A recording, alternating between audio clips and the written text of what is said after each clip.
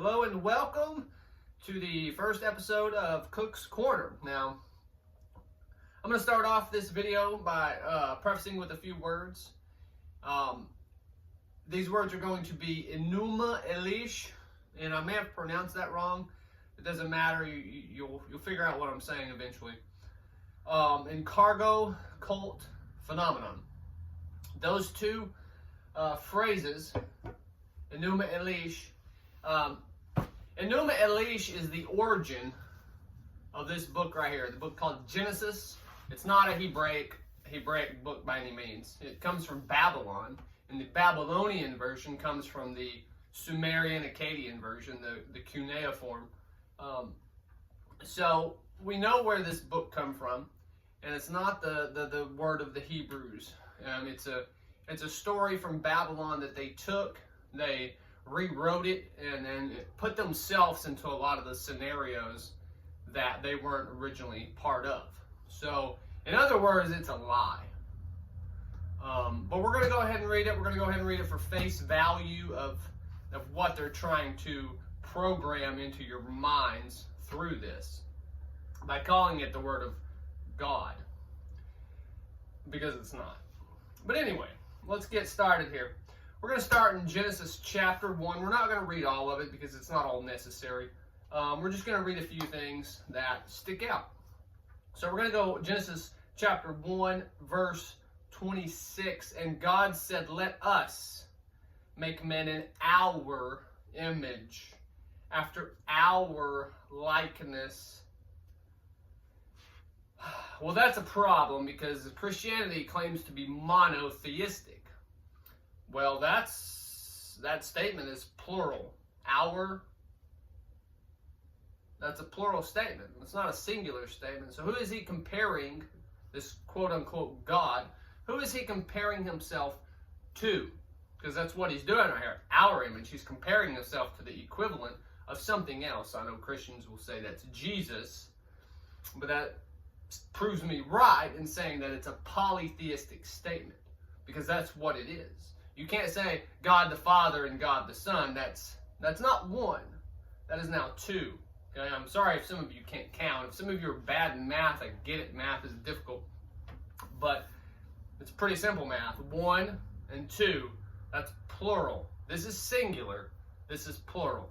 So that's a plural statement. So what we're going to do on this channel is we're going to imagine Christianity, Judaism, as a block of cheese, okay? And every time we go through one of these verses, we're just going to punch a hole in that block of cheese until it winds up looking like a block of Swiss cheese. You get the analogy? So basically, we're just going to start taking out the foundation, because that's all you got to do. I don't have to go and prove whether Jesus existed or not. It doesn't matter, because by the time I get done with the foundation of Christianity and Judaism, okay, that whole tower up here, the Jesus part up here, it's all going to just crumble, because that doesn't even matter anymore, okay, because you don't have a foundation to support any of your ideologies, none of them. So that's just the first, 26, 126 there. That's a plural statement, it's not singular, okay. So we're going to flip over to 28, okay, this is chapter 1, verse 28. And God blessed them, and God said unto them, "Be fruitful and multiply, and replenish the earth." And the reason I emphasize replenish there is because a lot of people think that this is the beginning of everything. Well, if it's the beginning of the world, why would we use the word replenish? It doesn't make sense.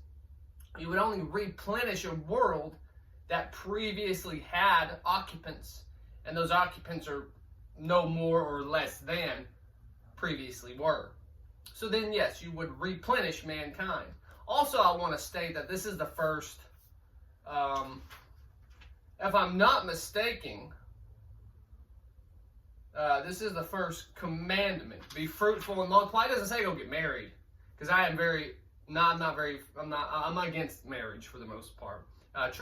Maybe not so traditional where it's just between a man and a woman, but now that's not what it is. Now it's a government contract, and I'm highly against that. So, replenish You don't replenish something that is brand new.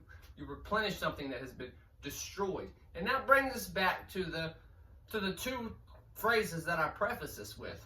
Cargo cult phenomenon and Enuma Elish. Okay? Every time it's going to bring us back every time to those two. Okay? So now we're going to skip down to the main part of this story. Okay? So chapter 2, verse 17. Okay, this is the crux of today's video. We're going to keep these videos short. I don't want long videos. I want them 5, maybe 10 minutes on max.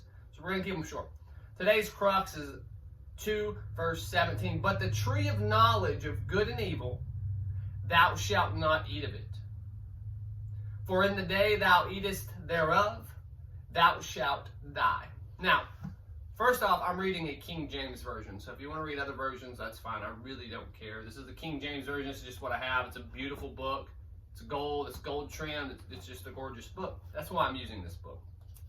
I don't give a shit about King James or anything that he put together.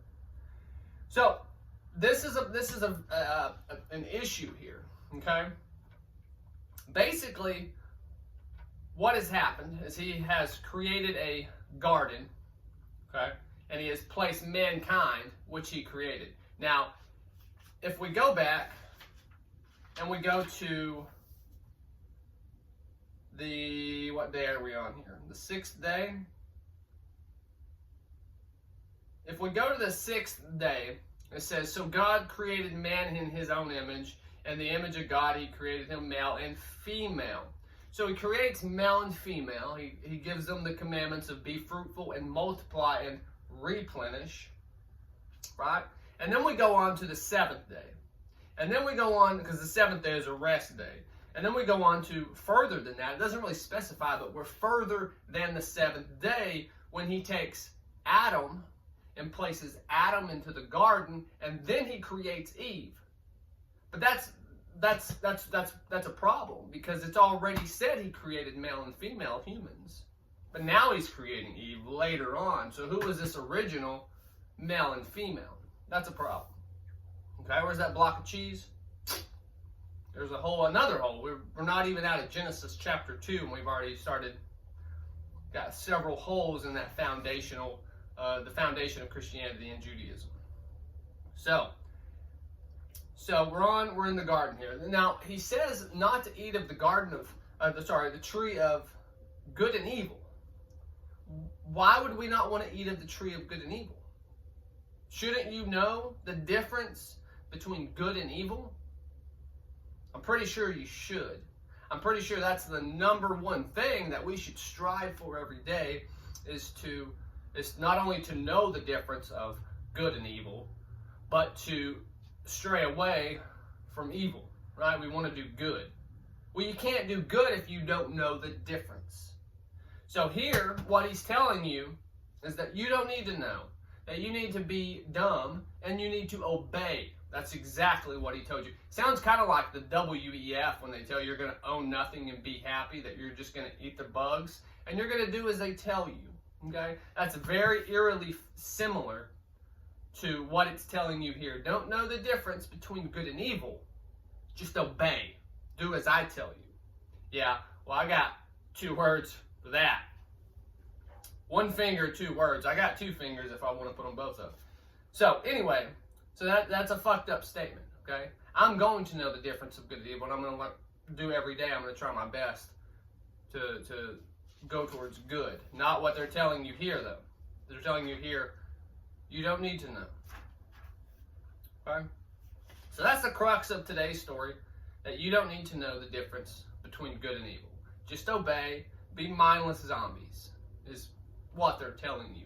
Listen, trust the science. There you go. Trust the science. You don't need to know the science, you just need to trust it. Yeah. Go fuck yourself. Anyway, until next time on Cook's Corner, peace.